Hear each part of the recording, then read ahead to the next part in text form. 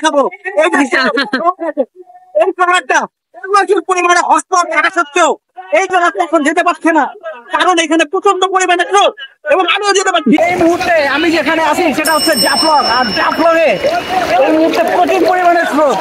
এই স্রোতের মধ্যে আপনি কিভাবে টিকে থাকবেন, টিকে থাকার লড়াইয়ে আমি আজকে আপনাদের জাফলং সিলেটি বেয়ার গ্রিলস আপনাদেরকে দেখাবো কিভাবে এই প্রচুর স্রোতের মধ্যে আপনি টিকে থাকবেন। সবার প্রথমে আপনাকে যেটা করতে হবে সেটা হচ্ছে বড় ধরনের একটা পাথরের মধ্যে ক্ষেত্রে নিতে হবে। আপনি যদি স্রোতের মাত্রা বুঝতে চান তাহলে একটু এইদিকে দেখুন কি পরিমাণ স্রোত।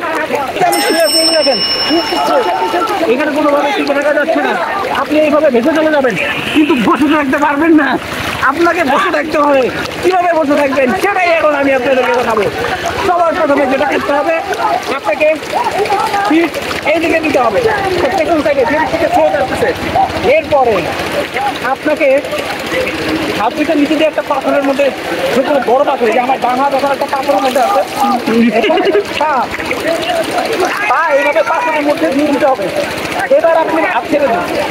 এবার এইভাবে এই যে আমার পা একটা পাথরের, বড় একটা পাথরের মধ্যে, এখন আমি ঠিক এইভাবে দিলাম।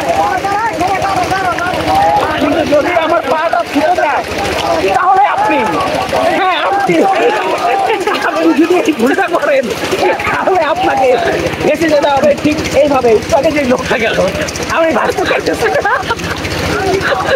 ওদের কাছে দেখা হবে এরপরে কোনো একটা টিপস আপনাদেরকে দিব আমি আবারও, প্রতিকূলতার মধ্যে কিভাবে টিকে থাকবেন। তো এগুলো জানতে এখনই আমার চ্যানেলটাকে সাবস্ক্রাইব করুন, ফলো করুন, শেয়ার করুন। আসসালামু আলাইকুম। আমাকে প্রতি প্রশ্ন করতে হচ্ছে এটা তো দ্রুত গেলে কিভাবে।